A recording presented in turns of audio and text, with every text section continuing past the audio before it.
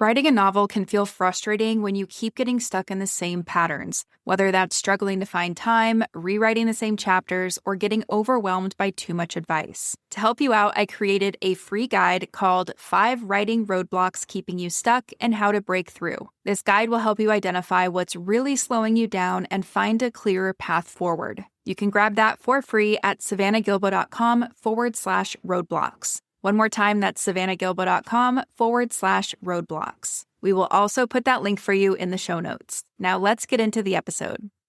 In today's episode, we're going behind the scenes of one writer's journey, and this one starts with a problem I know a lot of writers can relate to. My guest name is Lindsay Sfara, and before she started writing her first draft, she did what she thought she was supposed to do.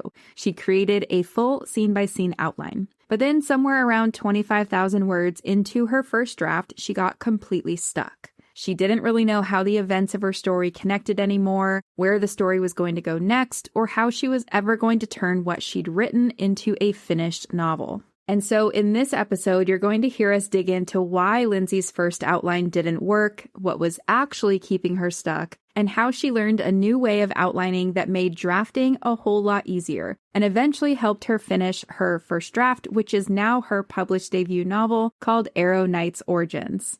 We're also going to talk about what it was like to finally finish that draft, what happened when she took her story to beta readers and a developmental editor, as well as why she regrets the order in which she got their feedback, plus what she plans to do differently next time, and so much more. So if you have ever created an outline and still found yourself getting stuck in your first draft, and maybe even feeling a little bit worried that getting stuck means you're not capable of finishing your novel, then this episode is for you. I'm not going to spoil the whole thing for you, so let's just dive right into my conversation with Lindsay Sfara.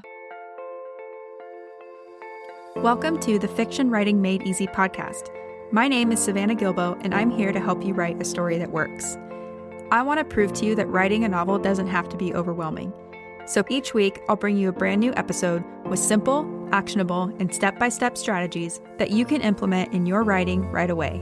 So whether you're brand new to writing or more of a seasoned author looking to improve your craft, this podcast is for you. So pick up a pen and let's get started. Hi, Lindsay. Welcome to the Fiction Writing Made Easy podcast. I'm so excited to have you here today.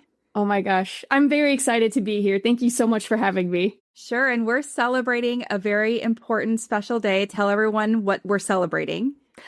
I just released about a week ago now. Well, to this day of recording a week ago, on July 23rd, I released my debut fiction novel, which is a superhero fiction novel, the beginning of a superhero fiction series. And it has been a long time coming, been working really hard on it. And Notes Novel helped me out with it and everything too. And it's wild. It's the heart and soul project, honestly. So to be here at this phase of it finally being a book baby that's out and everything is, I'm still getting over it to this day. Yeah. I always hear people say like the week that their book went out, they kind of like dissociate a little bit. And then like 3 months later, it'll hit them like, I did that. The book is out. It's cool. Yeah. Yeah. I took the week off right after just to try to like chill and relax because I have had yet to do so this year whatsoever. And it's exactly as you said. Once I actually sat down and just stopped doing everything, I was like, oh, this is out. This is a thing now. Yeah. I love that. So, okay. So we'll link to your book and the description and all that in the show notes, but back up and tell people kind of who you are, what you do. I know you have a lot of creative projects and things going on. So tell us about that. I do. So I'm Lindsay. I'm an author and poet, primarily in sci-fi and fantasy, especially with just the superhero fiction that came out. I also stream writing sprints, Pomodoro sprints and everything on Twitch. So usually co-working streams, but it's a nice, fun space for creatives to come in and say hi and everything. And we work on projects together during that time. So I'm a mix of things. I am working on the superhero fiction series, Aero Knights, the Aero Knights saga. I am also, as I said, a poet. So I am working on poetry books about once a year too. And I'm also in progress of a rom-com audio drama at the same time. So I am just having fun with it. Yeah. You're busy. Yes. And with your permission, we will link to your streaming so people can join you if they want. Of course. Yes. Yeah. We okay, love cool. friends. Love Friends. Yeah. Okay. So back us all the way up to like, where did this idea come from? When did you start writing it? Or like, I know you outlined. So talk to us about like the before I met you, what was going on? Oh my gosh. So at the very, very, very beginning, the characters and the concept of superhero characters and a story started to bud when I was not even 10 years old yet. I was heavily inspired by some Batman movie that came out. I honestly keep forgetting which one it is. That's cool.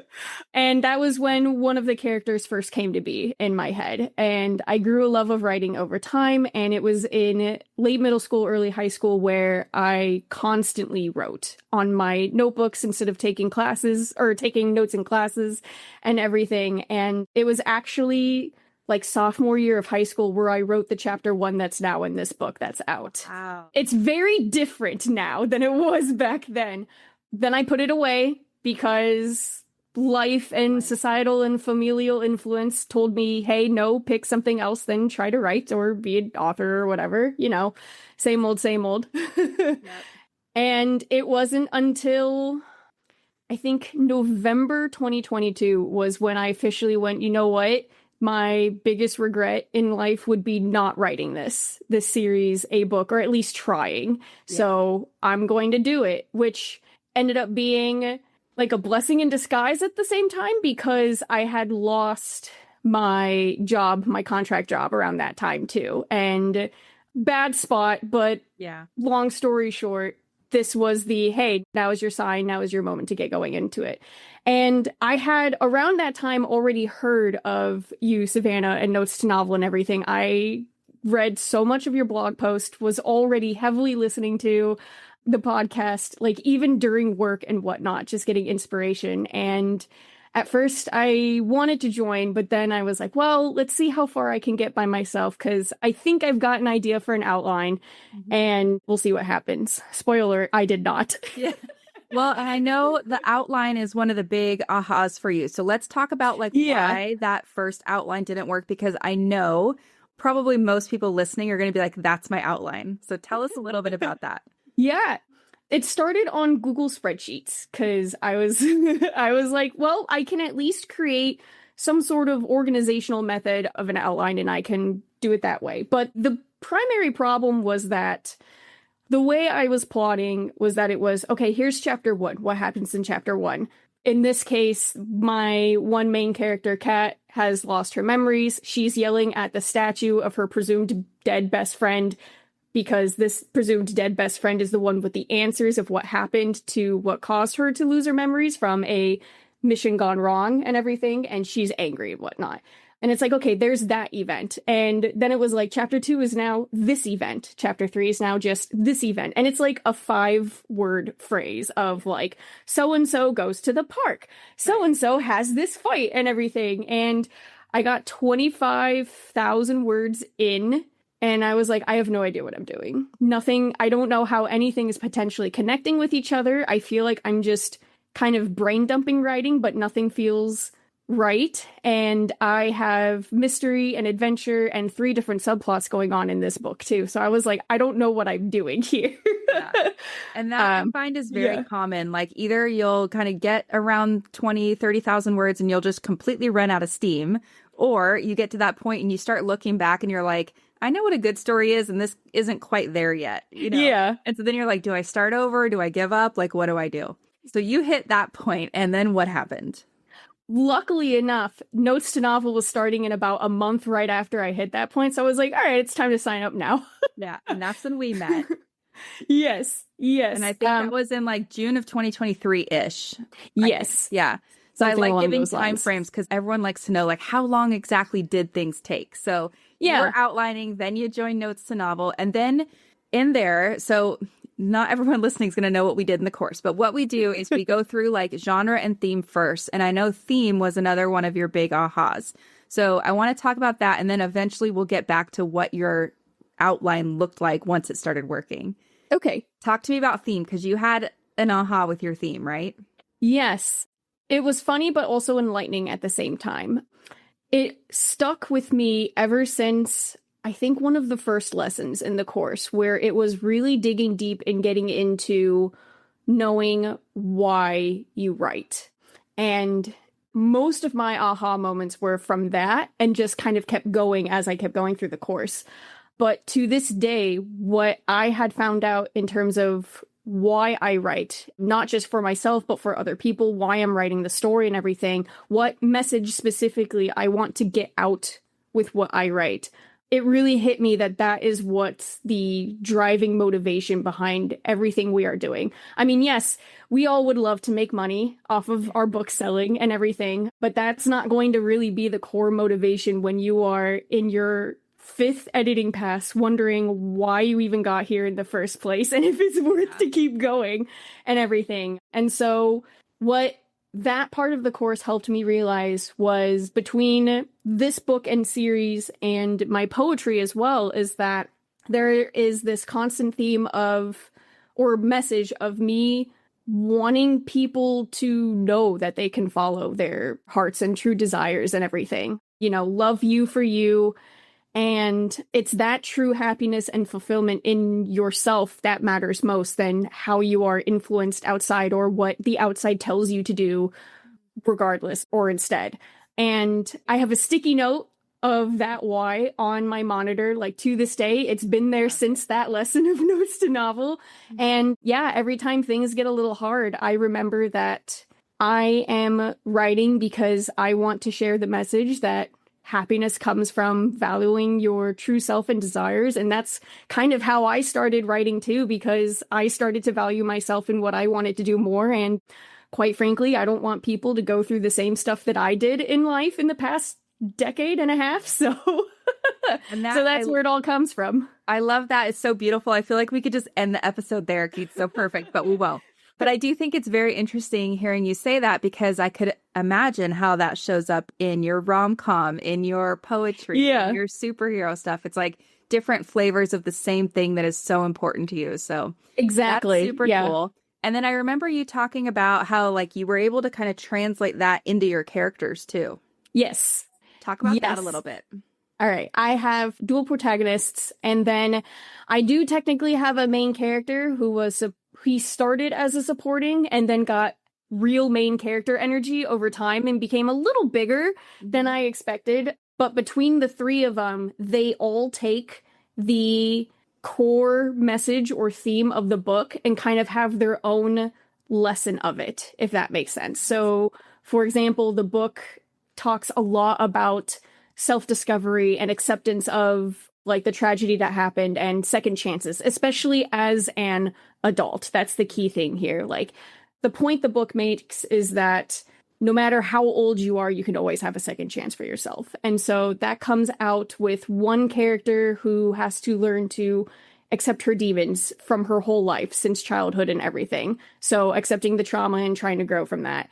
Another person has to rediscover herself. This is the one who I had said in chapter 1 had lost her memories. And so she's facing that because she feels not like herself and utterly useless as a person because of it. But so she has to figure out how to grow and to heal from that, because not everyone, unfortunately, can regain memories after that kind of loss and whatnot. Yeah. And then the third person is more like forgiveness of what happened, because he's very guilt-ridden of everything that happened and has wanted to make it all right, but sometimes that's just not in the cards, and you just ultimately, again, have to let yourself take the second chance to get back up and go. So yeah, it's all different layers of, like, the same core message. I love that, because you can also see the other side of it is once they learn the lesson, then they can live for themselves and be happy and all that. Yes. And I feel like when people are listening, they're going to be like, oh, like, that sounds really cohesive. That's how you do it. That's how you make a story cohesive. Yes, yeah, that is how you do it. Yes, and it's why my first outline was terrible. Okay, so let's go back to talking about that, because basically then what we do in the course is we go through character, we go through setting, point of view, and all that. Then we really get into outlining, and we talk about, like, genre frameworks and things like that. But tell us kind of the difference of the outline before, where you ran out of steam around 20,000 words, and then the outline that you actually could write from. So the biggest change was knowing how the scenes and or chapters themselves were a consistent cause and effect of each other until you reached the end. And between that and something else I had read where it was like the answer to, like, at the end of every scene or every chapter of whether or not the character has met their goal, the answer should almost always be no, because if it's yes, then the story's over. Yeah. So that, and then the 5 commandments of scene writing really, really hit that for me, of constantly make it full of conflict or tension, and this happens, so now what? Well, now they hit this obstacle. Okay, so they do this to overcome that obstacle, but now there's this new obstacle, so now what? So now what? So now what? So now what? Yeah. So basically, as it kind of becomes this, like, did they hit their goal at the end? Usually the answer is no, but they try to do this to fix it. Or if it's kind of like a half yes, it could be like a yes, however, there's still this happening or something. But I didn't really grasp any of that until you had talked about like the internal and external happenings of each scene. But the 5 commandments per scene writing especially just like really hit it home for me. And then the knowing what the antagonist is doing too at the same time. I think the 5 commandments and your antagonist, knowing what they're doing, was what really, really, really hit the nail on the head for me. Okay, I want to dig into that. And for anyone listening who's like, what is she talking about? I'll link to some episodes where we go into antagonists and we go into scene structure. I know I'm getting super detailed here. Yeah. Well, it's okay, because I know people are going to nerd out on it. So we'll link to those in the show notes. And then, okay, so I know that when you were outlining, you're like, in hindsight now, you're like, I had the tools, it was great. But I'm sure you still hit roadblocks. Like, it's not like you just sat down and were like, I just outlined the whole thing from start to finish, right? Yeah. Yeah, and that's, I think, you correct me if I'm wrong, because I don't want to put words in your mouth, but that's where the antagonist kind of came in for you, because I remember you talking about this, where you would get to a certain point and you'd kind of get like, I don't know where we're going from here. And then you'd switch over and go, what's my antagonist doing? Talk about that. Oh my gosh. There's one specific part in the book, and it's like 2/3 into the book, so I will try to be detailed enough, but I have to be vague at the same time for spoilers. No spoilers. But but ultimately, the original way I had it planned in the outline was, oh my gosh, how do I do that with this without spoiling?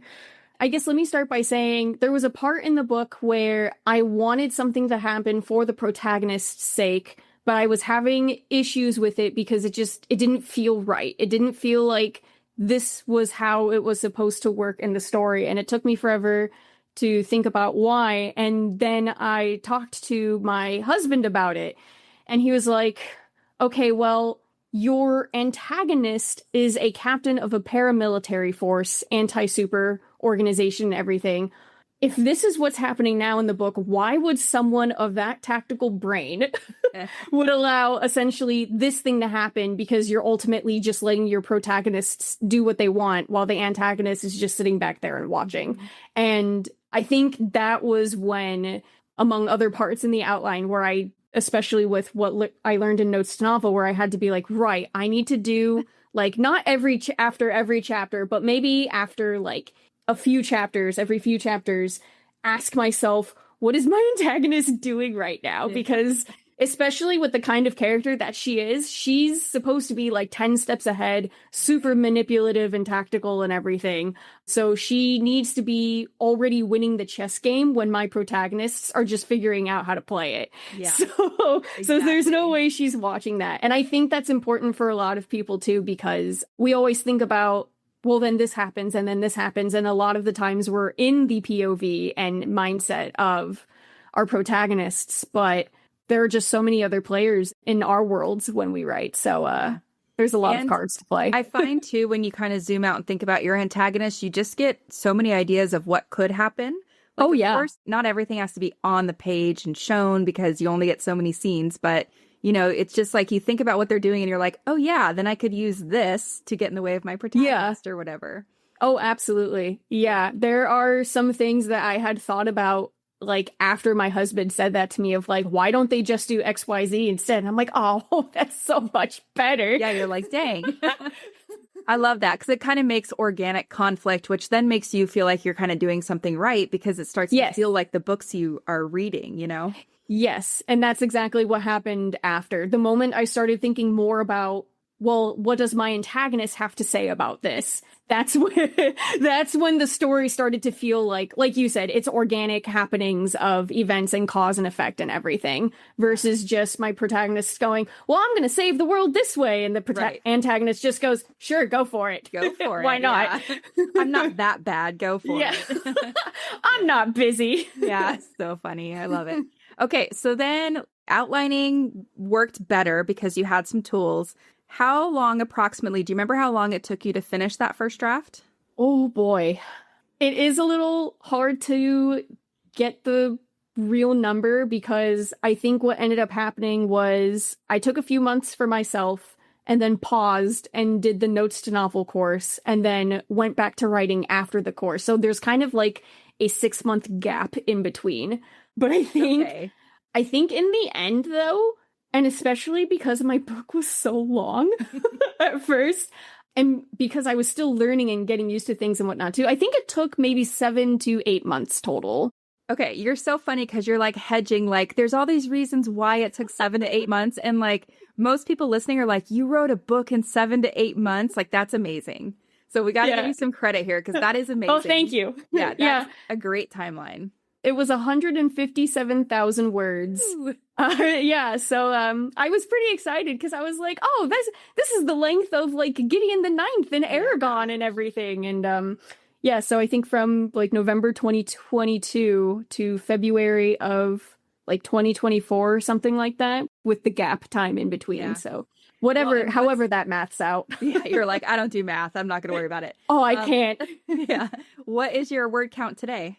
It's now 150,000, like almost flat. It's just a little underneath. But it wiggled. Across revisions. I think the highest it got to was 170. Yeah. And I almost screamed for help at my editor.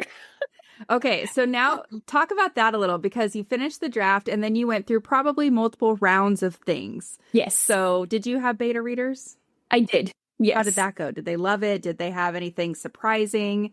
Yeah, I was really fortunate with my beta readers because thanks to me streaming on Twitch, I had the absolute privilege of meeting other authors and writer peers and whatnot. And so my beta reader group ended up being a mix of family and friends who were really supportive, but also who could pass as critique partners and everything. And so I definitely learned a few things from them, especially the 1 or 2 author friends that I had that were critique partners, especially the one who has been an indie author for like almost 30 years at this point. Yeah, she's fantastic. But she really helped me out the most, especially because I ended up doing beta readers before ever working with an editor first. And if I could go back in time, I would reverse that. But I know that now. Okay, so tell people why, because they might not know why. So I was confident in my plotting, in my story and how it went and everything. And when I was researching editors, I saw the difference between a developmental editor, a line editor, copy editor, and proofreader. And what I had ended up deciding or thinking was that I didn't think I fully needed a developmental editor. I could do a manuscript analysis just if that worked in the cards and budget and everything, but I would focus more on the line editor. So therefore, let me do beta readers first because then the line editing can happen later. And I worked with the one critique partner where she was very kind and polite and to the point to tell me that I absolutely hid the plot still at the beginning of the book because I was a little too focused on making it mystery for an action plot and story. And that's just how it is, and that's fine. I know now. But because of that, and then the manuscript analysis I got from my then line editor after, that was when I was like, oh, there's actually a lot more that could have been tweaked with the story. Not saying my outlining and whatever was bad, but of course, it could be polished and tweaked more to just make it better. And I would like to make sure then that I tweak it to the point with a developmental editor first, and then send it to beta readers so that my beta readers in the end get more of the like actual entertainment read test versus, hey, be peer critique partners for me. Yes. And I'll link to an episode where I talk about beta readers because I wanted Lindsay to explain it because this is exactly what I see a lot where it's exactly what you just said. People will skip a developmental edit because they either, just think they don't need one, or they think beta readers will do the trick. And like sometimes you can get, I mean, I know your beta readers were really excellent, but there's different types of beta readers too. There's ones that are kind of more trained like editors, and there are writers and whatever. But I'm glad you said that, because I do think, even the best drafts can always use a developmental edit. Absolutely. I always advocate for hiring and working with an editor. They're fantastic people, and they absolutely help. And I mean, like, my mom was one of my beta readers, and there was no way I was going to expect her to be like, well, I think this chapter works because XYZ and everything. She was reading just to read and support me, which I very much appreciated. But she was one of the beta readers I had where I was like, I just hope you like the book, honestly. Yeah. Like, I don't know what to expect from you. Yeah, you're like, I just want to hear what you think. Pretty much, yeah. That's awesome. I'm so glad she read the whole thing. That's so cool. I know, yeah. It was pretty wild. Okay, so you went through editing, and was there anything, because this is the thing I think people worry about is, you were at a point where you're like, I think my first draft is pretty good. Like, it's pretty good. I think I'm pretty confident. And then I think they worry that if they feel that way and they go through beta readers or editors, that they're going to suggest making major changes. Did you have any of that? With beta readers asking or suggesting to make major changes? Editor, like, what tends to happen more than people realize is if they do the hard work that you did up front, usually the heart of the story remains the same throughout the editing. Yes. Is that your experience? Yes. Okay. Yes. No matter what changes happened, the heart of the story is still there. I'm trying to think about what large changes were suggested to me during this process. Like I said, my one beta reader told me kindly that I completely hid the plot in the first 60% of the book. So that had to be changed. Yeah. Which is fine, I did have my one editor suggest, I think, cutting 1 or 2 chapters specifically, as well as certain parts of character interiority. And after talking with him and then working with another editor and other people and whatnot, what I had found out was that those 2 chapters just needed more. Like, I didn't have kind of the 5 commandments in there after revisions, among a few other things, or certain plot beats still, or scene conventions and whatnot. Yeah. And as long as I just kind of added that, then the chapters actually became more substantial and helped move the story forward than just be a chapter of, oh, we're eating dinner together and chatting. Yeah, so it's kind of like they weren't living up to the other chapters, and then once you just tweaked them, they did, 100% correct, yeah.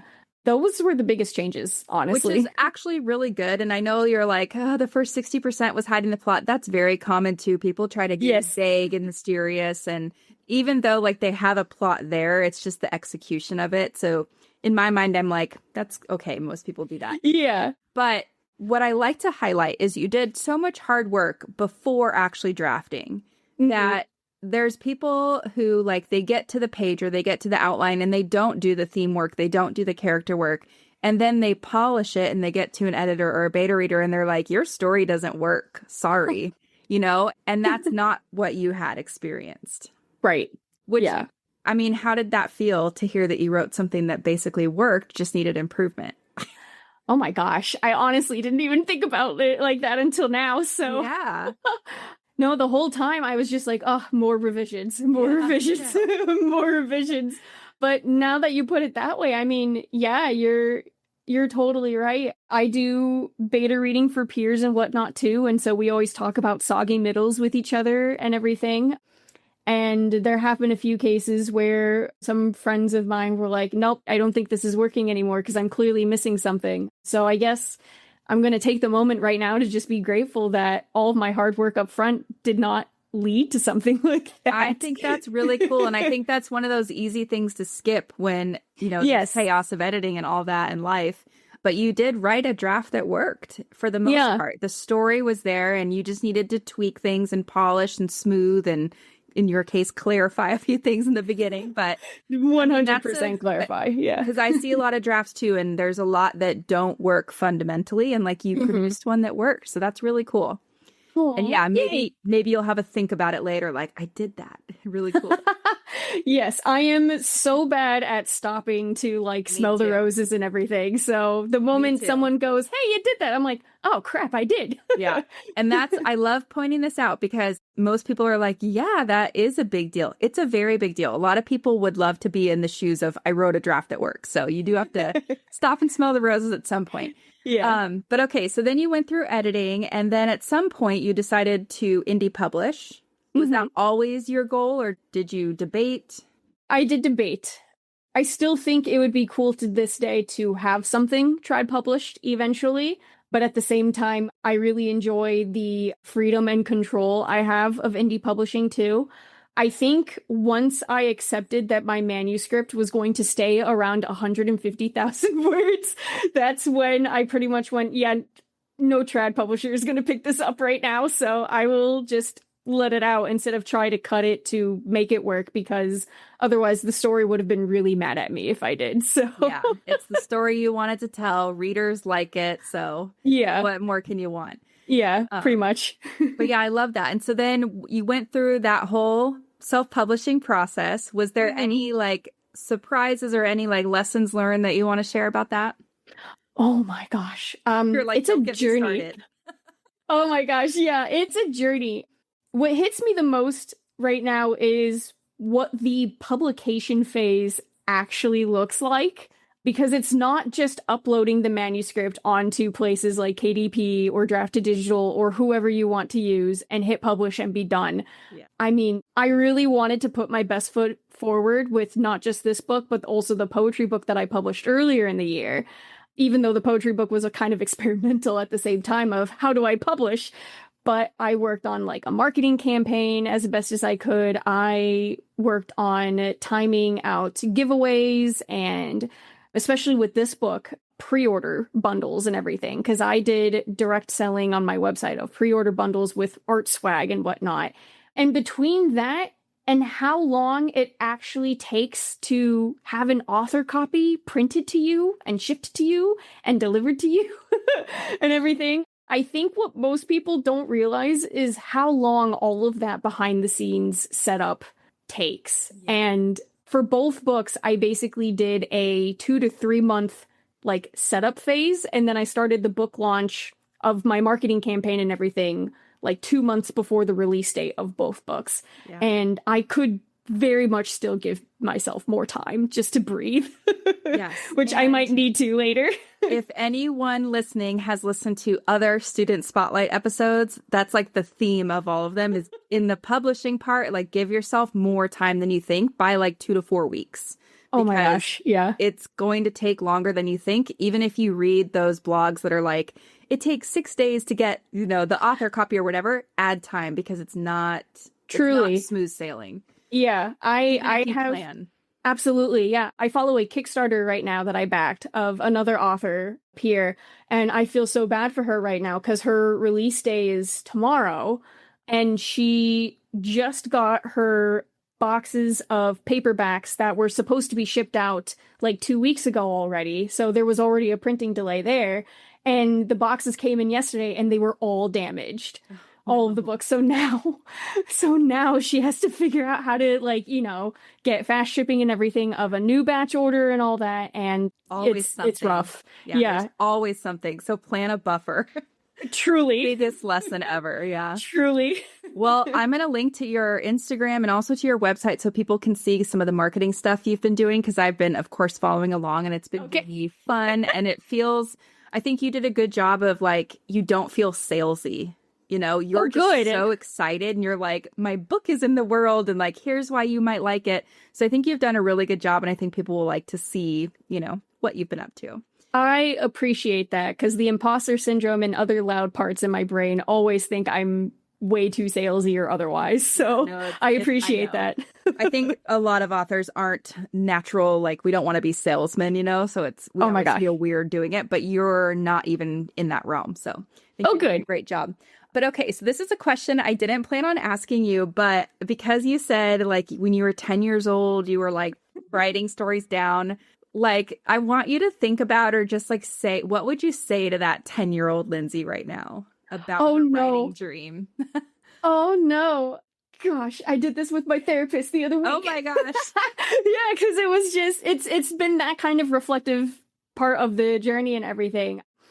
I don't know honestly what I could say because every time I imagine her, she's just so like doe-eyed at me with like little sparkles in her eyes of like, wait, this is the life right now at your low 30s age and everything. Yeah. And I'd be like, yeah, it was hard, but we got here. And she'd be over the moon. She'd be over the moon. So I would probably end up saying something like, man, when you think you know what you're doing, you don't. Yeah, hang in but there. hang in there, yeah. And no matter what, always stand back up because you can fall down and we all will fall down. We'll all keep falling down. That's just life. But as long as you get back up, that's what's most important. I think that's something along the lines of like one of my favorite like Japanese proverbs where it goes fall down 7 times, get back up 8. Between that and not all who wander are lost, those are my favorite quotes to live by. That. So oh my gosh, I love that. I also love not all who wander are lost. That's one of my favorites. Grandpa Tolkien, all the best. I know.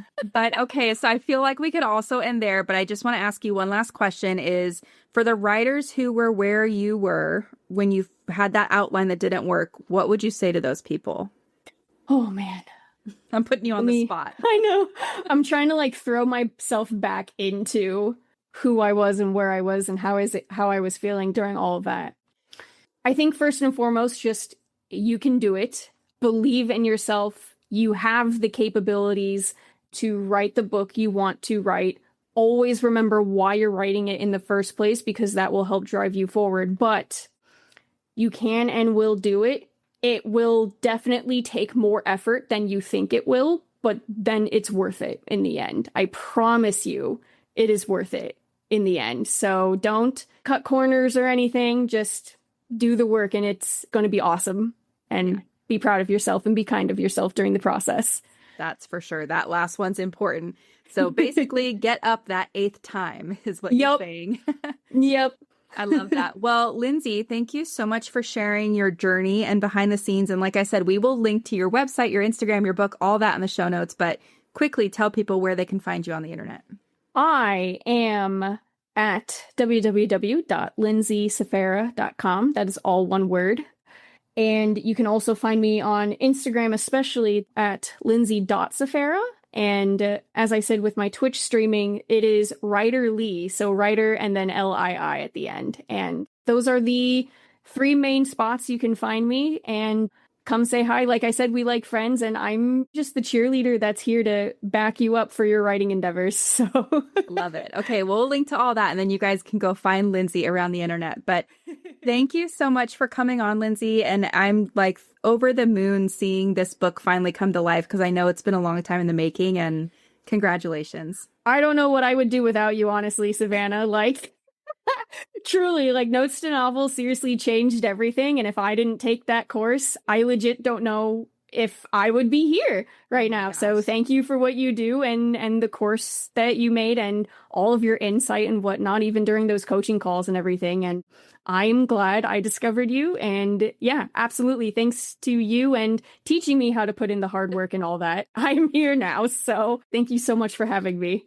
Lindsay's story is such a good reminder that getting stuck doesn't mean you're not capable of finishing your novel or that your idea doesn't work. Sometimes it just means the plan you're writing from isn't giving you enough to work with. I mean, Lindsay had a full scene-by-scene outline, but she still got stuck at 25,000 words because she couldn't see how the events connected, how one scene caused the next, or what her antagonist was doing behind the scenes to keep the story moving forward.